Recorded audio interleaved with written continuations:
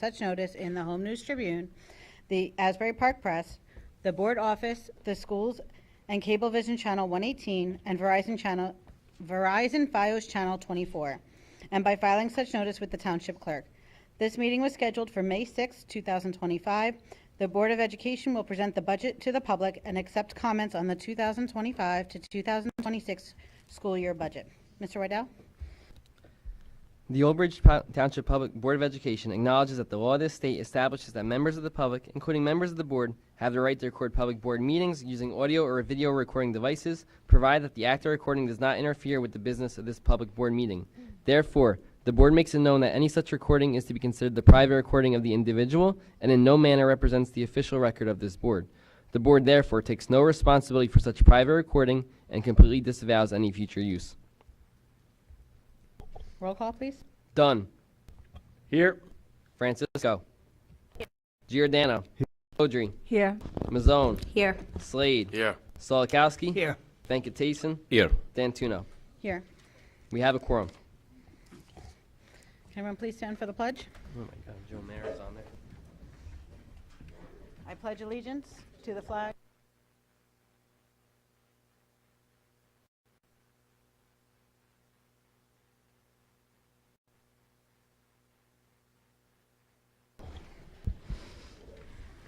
For the record on the attendance, we're going to put my name instead of Joe Mayer's name.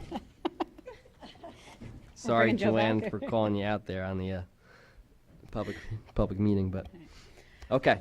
So can I just preference it? So I just want to let the public know there's going to be a lot of information, and kind of just like last month, listen to it all, process it all before you have your full reactions, because it's going to be in-depth and a lot, but it all comes together at the end. Thank you, Ms. Dantuno. Okay. Good evening. I want to welcome all in attendance and watching remotely to the public hearing presenting our 25-26 proposed budget for the Old Bridge Township School District. Tonight's presentation will look a little different than in years past, with a revamped version of our presentation. As a team, although the idea of celebrating achievements and our accomplishments while persevering through budget cuts in previous years is important and something to speak of and be proud of, we found it important this year to get to the nitty-gritty, so to speak, of the presentation, to dive into the numbers and present our realities. Too loud? Yeah, that's too much. I was going to say the same thing. I'm excited. Yep. There you go. And present the realities of our budget to the community. Tonight's presentation will be split into two parts. The first half will provide information on the tentative budget that was submitted, the budget submitted to the and approved by the county for legal advertisement.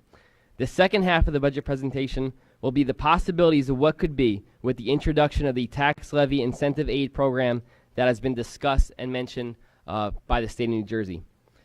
Now, as a disclaimer and a note to all, while we have submitted our application to the state for review on the tax levy incentive aid program, we have not had an official answer on the application yet.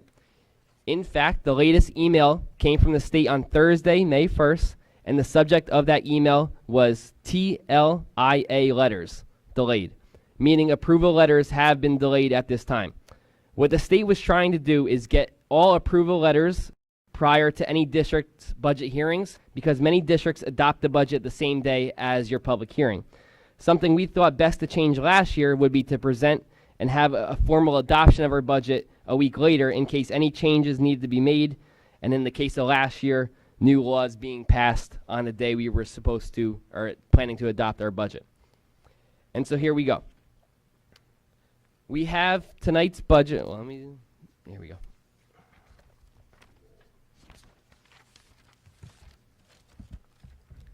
The 25-26 annual school budget will be voted on for adoption at the Board of Education agenda session scheduled for next week, Tuesday, May 13th, by the following 9 board members: Jennifer Dantuno, Board President; Elena Francisco, Vice President; Richard Dunn; Salvatore Giordano; Marjorie Jodry; Christina Mazzone; Jay Slade; Matthew Solikowski, and Kieran Venkatason. As long as they're in attendance, all 9 board members have a voting right next week.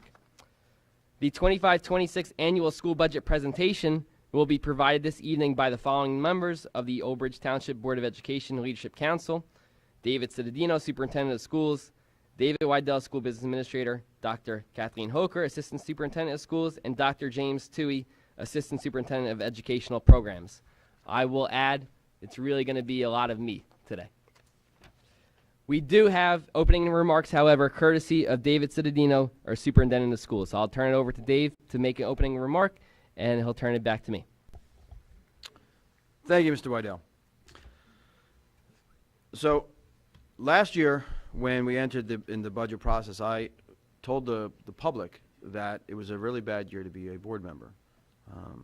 There's always good reasons and bad reasons to be a board member, but last year I knew going into it that it was going to be a very difficult year because difficult decisions would have to be made in reference to the state aid and school budgets. And I'm well connected to a lot of superintendents around the state, and we could see that the writing on the wall that there was an unprecedented time in which schools, many of them, would be reaching their financial cliff. And knowing that the 2% budget levy cap wasn't going to meet the needs of school districts to operate under a thorough and efficient model was going to have to be something they adjusted. What I didn't know is that the state would wait to the last minute to come out with legislation to address that shortfall.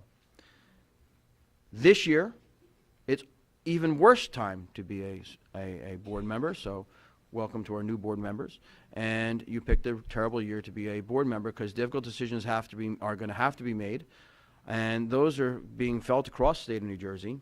Superintendents like myself have been talking about this fiscal cliff that is happening, and there has been no real remedies across state legislation and the Department of Education to fix this, because as we see across our households and across everywhere in the country, prices are increasing, not just in healthcare, and increases in the minimum wage. And you say, well, how does that impact schools?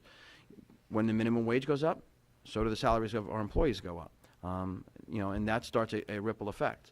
And when the price of groceries go up in your house, they too go up in our schools. All of our materials and supplies and things we use to take care of our students and provide that thorough and efficient education as well.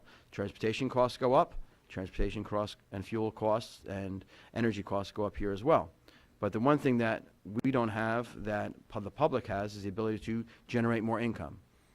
You know, sometimes when things are difficult, you can go out and generate more income, whether it be picking up another shift or working other hours. School districts are limited to a 2% cap on their income. There are certain criteria in which they can go above that 2% for adjustments, but general costs going up is not one of those opportunities. You can also pinch and cut back on things. Well, we've done that, and I went over that at the last meeting, that we've done those cuts since 2017, when the state came to us after approving our budget and cut $600,000 from our budget. And they said, we know you've already started spending, but make do with what you have, because next year is going to be even worse. With that, we made some very difficult decisions. The board made difficult decisions that year, and we had to close a school.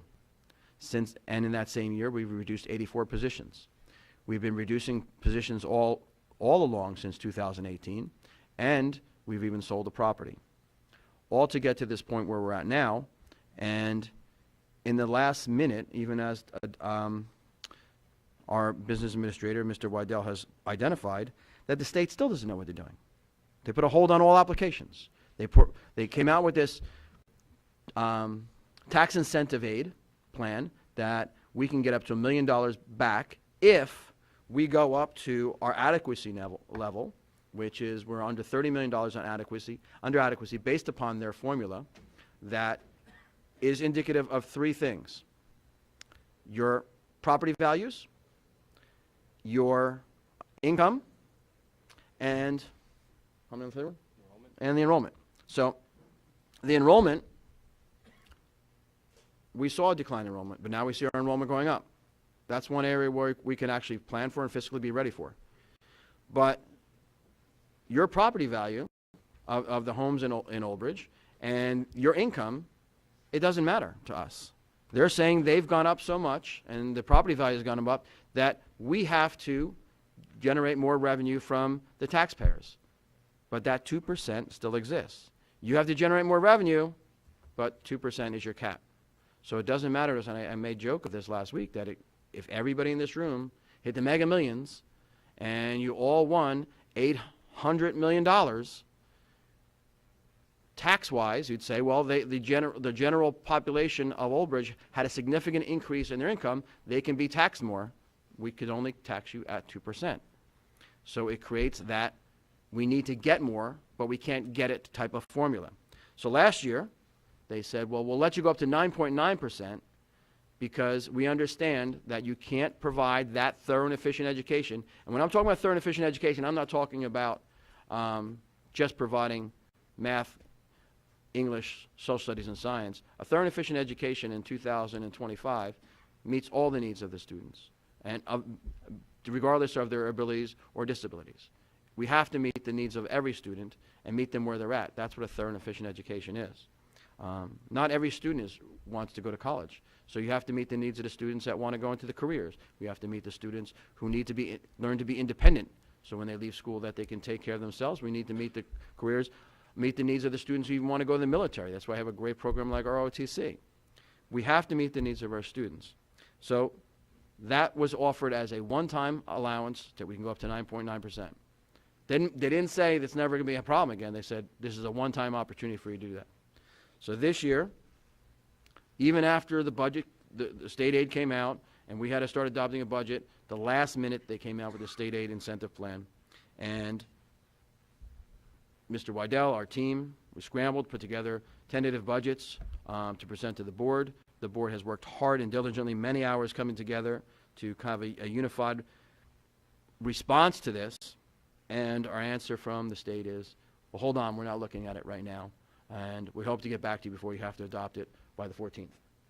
So that's where we're at right now. That's the insanity of trying to operate a school district, and the state is building a plane as they're flying it. That's the only analogy I can give you. And that is where we're at. So you're going to hear a lot of information tonight about what things could be and where things need to be. And I want to thank our administration, our educators that have been working with us in this, the families that pay attention, and because it all comes down to our students, and most of all our board members who are going to be making some very difficult decisions over the next 2 weeks. Thank you very much, and I hand it back to you, Mr. Waddell. Thank you, Mr. Cediano. So we're going to kick off this year's presentation with our review of our budget priorities. This is a slide that you'll typically see on every budget presentation across the state. But for 25-26, our priorities really have not changed much. We still operate on the continued approach that our top priority is for our students to learn in safe, secure, and healthy environments. Just beyond that is and always has been our goal to meet the educational, social, emotional, and physical needs of all students. With this 25-26 budget, between the culminating impact of S2, the funding formula, the use of reserves to balance prior budgets, and the increase of expenditures greatly outpacing obtainable revenues, it would be an extremely difficult task of meeting those priorities. Learning in safe, secure, and healthy environments and meeting the needs of all students is our baseline of a thorough and efficient education. And with all the factors mentioned, for 25-26, the district again saw itself at the crossroads of having to submit a tentative budget with unrealistic expectations and an unacceptable baseline for thorough and efficient. So, like many other districts leading up to our tentative budget submission, we implored the state to intervene and assist in providing a mechanism for additional funding that would allow us to be able to provide a thorough and efficient education for all students the way we see it and the way that this entire community deserves. With the submission of our tentative budget, we requested a loan from the Department of Education to cover a structural deficit of $17,946,798. We highlighted that amount in our tentative budget resolution. We were transparent about that to the state and made it known to them that if there were no assistance offered, the eliminations, the cuts, the reductions, whatever you want to call them, would be devastating to our community. Draconian, if you will, has been said before. The DOE ultimately denied the request for a loan, stating that there is no loans, and they are not in the business of providing loans to districts. At that point, we had no choice but to submit a revised version of our tentative budget, including this $17,946,798 reduction in expenditures. Now, when people first heard that number, the immediate response was, how could that be? I presented to our board, I presented to administration, I presented to different stakeholders, and again, it's kind of an eye-boggling number.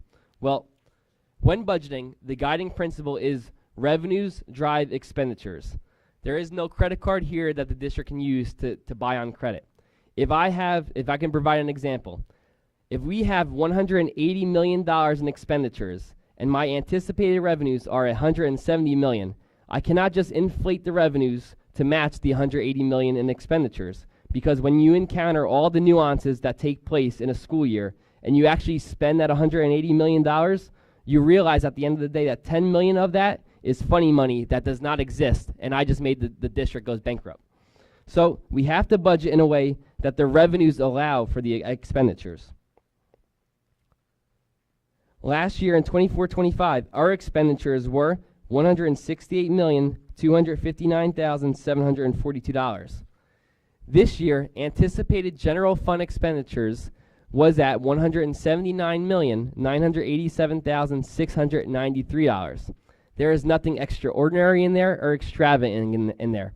It maintains the programs, the schools, and the employees. Essentially, how we have been operating with the anticipated increase we expect.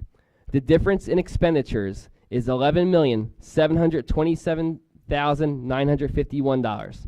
It would be ideal if we could stop at that, but this situation is what I refer to as a double-edged sword.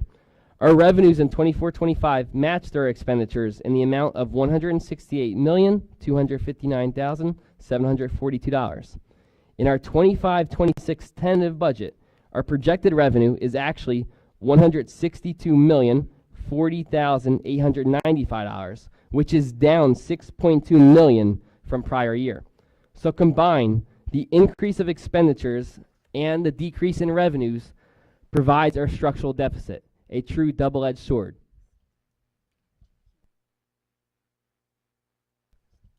Okay, just to mention, if people don't want to look at the TV, there is a QR code in the back. If you have a smartphone, you can take a picture of that QR code, and it will bring up the presentation that is posted online right now. So, if you want to pass it around, just so you could. We did put this online, and we made a QR code, so it'll direct right to the presentation. So I'll give 2 minutes for anyone.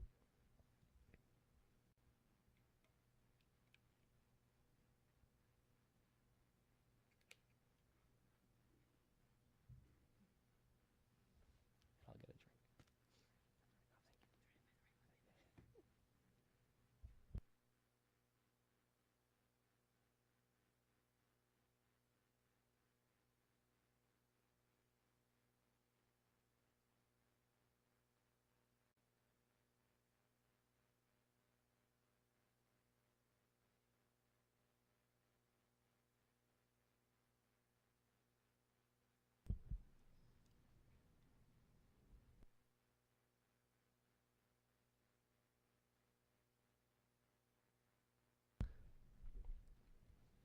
Okay. So on this slide, you'll see the decrease in revenues is attributable to a couple things. One, our reserve balances from prior years are no longer available. We heard it from our audit presentation earlier this year. There is a 2% maximum that we can keep that's not expended in the year, and you send that to assigned surplus. Anything above that would have to go back to our taxpayers in future year budgets or to build reserves. In our final audit number for 23-24, our comparison of revenues to expenditures, we are below that 2% maximum. As some other items, as we know, we also had the 3% reduction in the state aid. The stabilized school budget funding, essentially the 45% of the state aid that the state gave back last year to us when we went up to 9.9, was a one-time offer last year. And we also have reductions in both federal and other state funding for 25-26. One of them being our extraordinary aid is less expected, and also for federal funding, semi-Medicaid reimbursements, much lower than they were in prior years. Meanwhile, our expenditures also continue to increase. Salaries, employee benefits, out-of-district tuition, property insurance, energy costs, and transportation costs, just to name some of the major sources. They were reviewed at the last meeting we have, so if anyone didn't watch our previous meeting presentation, the board did a great job in getting together to provide kind of a blip of where we stand with this budget. So what is in a budget with 18 million less in expenditures? Well, to be honest, it's not pretty, and our board collectively touched on it last meeting. A shortened day at the high school with eliminations or reductions on non-mandatory programs. Elimination of full-day kindergarten. Again, kindergarten is not required in the state of New Jersey. No security coverage at any of our schools. Again, a scary thought. The closing of multiple schools and no related arts programs for our elementary schools. Meaning that the day, what did I write here? We would start later. That's my chicken scratch. We would start later in the day for elementary schools because there would be no related arts programs for them. So a shortened day essentially equates to a later start in the morning. These are major reductions with major consequences. But that is the only way to cut $18 million. I mentioned it personally. I can only cut supplies and paper so many times, and it equates to nothing. When you're talking about $18 million, you have to make major eliminations. And again, it renders a district that is not the district you know and expect it to be. With our tentative general fund revenues, you will see that the major impact is the first two lines, which are all of our reserves. The $775,000 that is in that one line is our capital reserve expenditures or in revenue for paving projects. But again, the capital reserve can only be used for capital projects. As Ms. D'Antono says in multiple meetings, it's kind of like a separate bank account. You have the sale of the Nike base. That revenue that was generated from that sale went to a capital reserve account.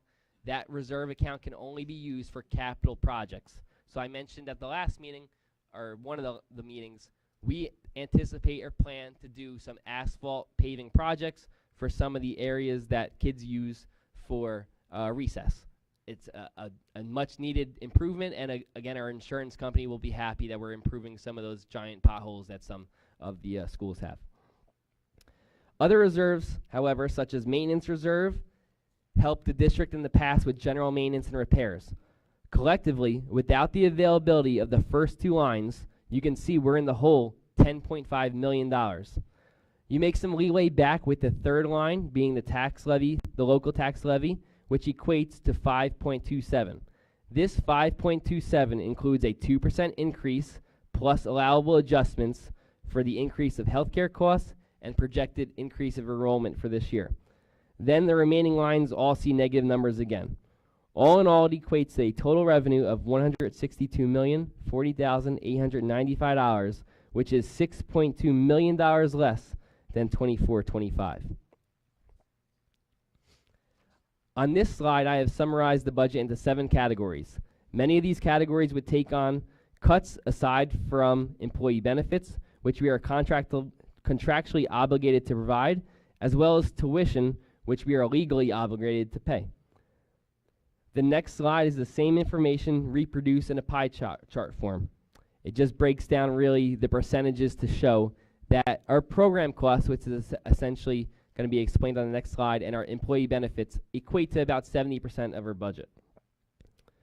As you saw, program costs is the highest percentage of the budget, and naturally so. Program costs include everything listed on this slide: regular program instruction, special education instruction, basic skills instruction, bilingual education instruction, co-curricular and athletic instruction, alternate education and community programs, attendance, health services, support services, guidance, child study teams, improving instructional services, educational media services, and staff training services. Essentially, many of the things it takes to operate a district. The expenditures within these programs include salaries of teachers, salaries of paraprofessionals, purchase professional services, supplies, materials, and etc. When you have 18 million in cuts, these are the areas that would see the devastating impacts and have lasting ones for the future. For our capital outlay this year, it is highlighted by funds to complete asphalt paving projects in the amount of $775,000. The next slide, we discuss the slide everyone likes to see, or not see, the tax impact. For 25-26, a 5.27% increase, which is the quote-unquote mandatory 2% with allowable adjustments, would mean that for an average assessed home valued at $157,373, your annual tax increase would be $267.20. That means that $267.20 increase is with the cut of $18 million in expenditures. So for $267.20 more a year, if you're at the average assessed value, you will have a district that, again, is a mere shell of itself and what we know and expect it to be. So again, $267.20 more for a taxpayer if your home is at the average value. The $267 is essentially a budget of $18 million cut in expenditures. On the next slide, I have included different benchmarks ranging anywhere from 100,000 to 500,000, comparing what your increase from 24-25 would be. So I have different home values there, again, just estimated, and then what the total school portion of your taxes would be. I'll lower the volume again. Again, a school portion of the taxes is about 60% of the total tax bill. There's still fire districts, library, and municipality in there. Okay, so about 60% of your tax bill would equate to this increase at, again, the average assessed value of a home, $267.20, but that cuts $18 million in expenditures. Earlier I mentioned that many districts implored the state to provide a mechanism to help them cure their deficit, hence the introduction of the proposed tax levy incentive aid program.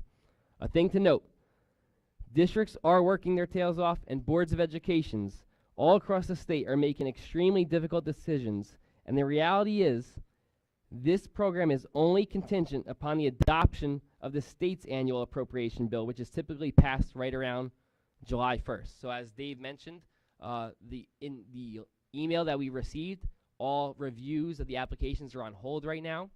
Hopefully we get a decision by May 14th, which is when budgets are due to the state and the county for adoption. But what the underlying caveat in all this is that this entire program rests on the state's ability to pass their own budget, because part of their own budget was appropriation amount set on the side for every district that was eligible for this incentive aid. They put maybe, a couple $100 million aside to give back in their incentive aid program. The tax levy incentive aid was introduced by the DOE, allowing districts the potential to increase expenditures above the 2% tax levy cap and its allowable adjustments, up to the amount the district is deemed below adequacy in its spending. With the additional increase in expenditures, the state, through its own budget, would provide levy incentive aid in the amount of 5% of the expenditure amount increased up to $1 million. The Old Bridge Township Board of Education was provided that we are under adequacy by $30,444,449. The board adopted a resolution approving the submission of an application up to that full taxing authority amount provided above. However, on April 17th, during our spring break, the district was provided a response letter from the DOE stating that while it met all submission requirements of the application, but by April 28th, which was a Monday, the state needed to the district either needed to confirm either the total amount of the application, or submit a revised application with a lesser amount. The Board of Ed met in executive session and decided upon a revised application totaling $23 million in increased expenditures, meaning $22 million in the levy and $1 million from the state. So again, by April 28th, we needed to either confirm the total amount of our application or submit a revised application. So for the revised application, the board prioritized the inclusion of additional expenditures attributable to it. And I will say this, it's not on the slide, but I'm going to fix it for a revised slide tomorrow. First and foremost, I will adjust that before reposting on the website. In this application of 23 million, we are reinstating all the expenditures that were either cut, reduced, eliminated. Everything that amounted to that $17,946,798 in expenditures, meaning no shortened days, full day kindergarten, security coverage at all the schools, athletic programs, and so on. Additionally, after school transportation with, and I will emphasize this, with a modified schedule. We are looking at the potential to bring back after school transportation only for academic supports though. Academic supports, and this is pending approval by the DOE on a modified schedule. So we can't make any promises, okay? But we talked about it in length. We're gonna try to bring up some kind of discussion or a schedule for academic supports after school. It'll be a lot of coordination, but it's something that the board did include in the application. So again, $17,946,798 in expenditures. That's covered. Plus funding for new science curriculum, additional funding for Play Unified programs, additional funding for special education supports, funding for long-range strategic and capital improvement planning, just to name some other major things.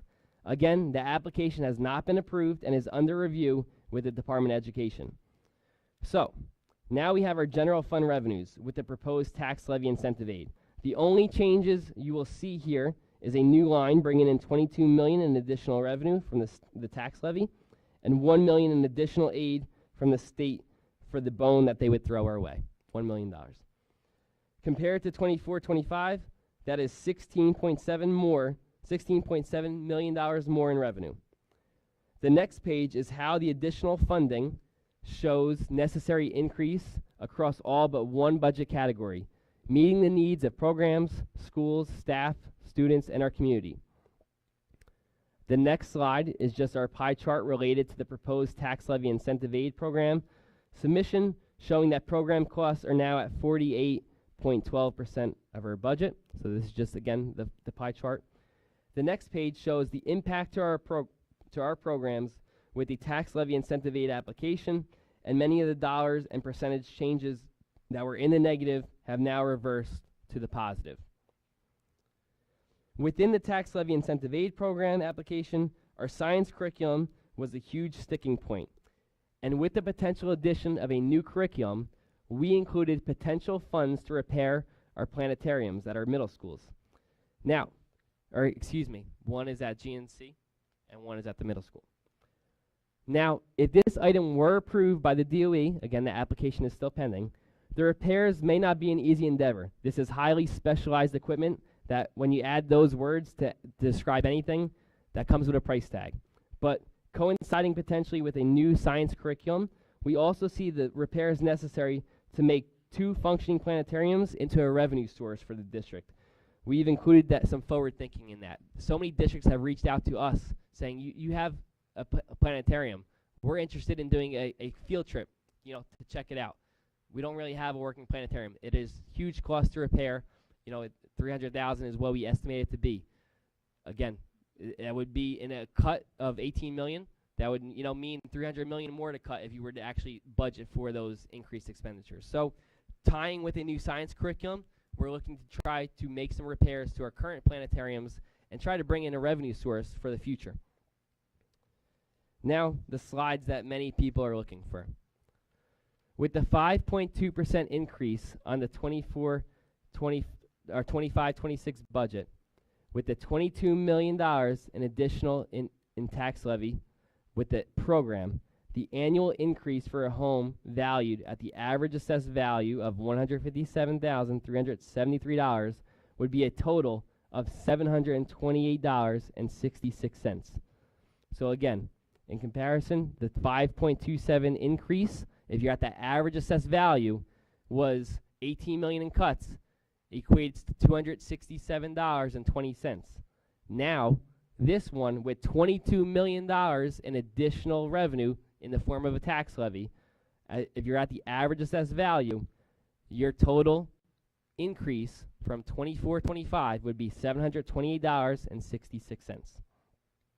On the next slide, we have annual increases at the same benchmarks as I previously provided.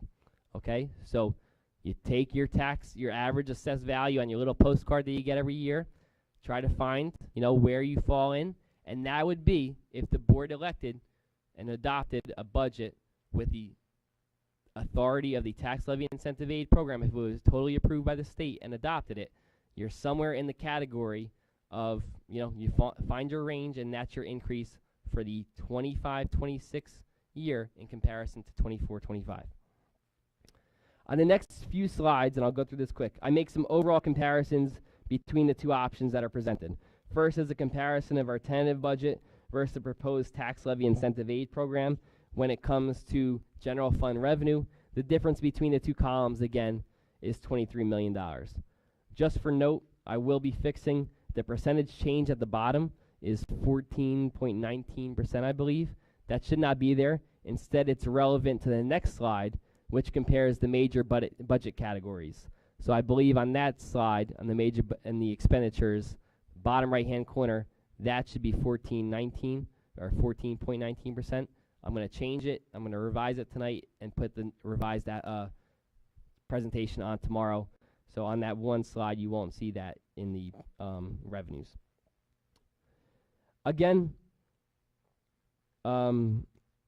this is the expenditures. The difference amongst the two is $23 million. And one more slide on program costs. With this dollar amount changed, totaling, if you were to go with the tax levy incentive aid program, totals $14,731,681 in additional funds for programming. The next few slides adds one more column, and as a result yields comparisons between the 24-25 budget, the 25-26 tentative submission, and the 25-26 budget pending the tax levy incentive aid program. First slide being the comparison of the seven major budget categories, and the following slide compares the program cost details of the three 24-25 tentative budget and a budget with the proposed tax levy incentive aid.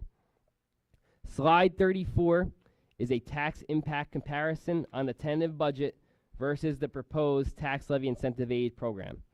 As mentioned earlier, the annual increase from 24-25 on the tentative budget submission for the average assessed home was $267.20. The annual increase from 24-25 with the tax levy incentive aid program for the average assessed home was $728.66. So, if you were at the average assessed home value for approximately $461.47, because that is the difference between the two, $728.66 minus $267.20, for approximately $461.47 more annually, you as a taxpayer would be assisting in the funding of our district that includes the prevention of those major eliminations or reductions and the potential, and I'll repeat potential, for those additional expenditures included in our tax levy incentive aid application. Essentially, this slide means, what is it entitled? What does $23 million in additional expenditures from the tentative budget submission mean to your household? On the next slide, I mentioned an outlook to the future. We understand that we, in a sense, are being held hostage by the state of New Jersey. We have been provided Band-Aids, and with so many question marks in the air for the future, the board and the district recognize that we need to try to take some matters into our own hands, and that means real hard discussions on the potential consolidation of schools, repurposing of our school buildings, and potential plans for redistricting in the future. It is a major task that, as the board prepares for a possible superintendent search, any incoming superintendent candidate needs to be prepared to take on, and there has to be a commitment that needs to be followed through by this board or any future board. The caveat to this all is often these major tasks come with the need to hire professional architects or professional planners, and when you take on a project of this magnitude, like I made mention before, it comes with a price tag. So again, we have a meeting later this week for long-term planning. We got to start the discussion. If that's what this board wants to commit to, that in the future, the only way to really reduce expenditures is to make some really tough decisions, the decision or the conversation has to start now. That being said, at this point, I would like to defer to the board first on any further comment or expand even on that last slide and the totality of the presentation, and then we will open the microphone for public comment. I want to thank you for your time and allowing me the opportunity to serve your community. Thank you, and I'll kick it over to the board or any administrators on the stage to give final or further comments. Thank you. Thank you, Mr. Rydell, for all of your hours of hard work on this, and we know it wasn't easy making all these zeros and lack thereof work. I'll open it up for the board. Any comments? Okay. At this point, I'm going to ask the public if you would like to speak to come line up, sign up in the white binder, and then share your thoughts with the board. So that at this point, the public portion is open.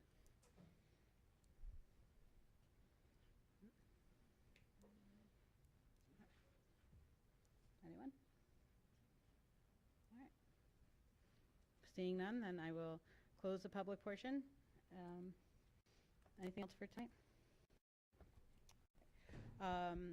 We're going to go into executive session to discuss part of the superintendent search process. So can I have a motion to go into executive session? Ms. Owen, motion. And a second, please? Jodrell, second. All right. No, we're not going to return. We're going to close from there, or adjourn from there. So I thank the public for your time and for your dedication to listen to all this. As always, read through it, watch it a couple times because it's a lot to process, and email the board on your thoughts because we are voting on this next week. I'd like to wish a happy Mother's Day to all the moms over the weekend, and we will see you next week. Thank you.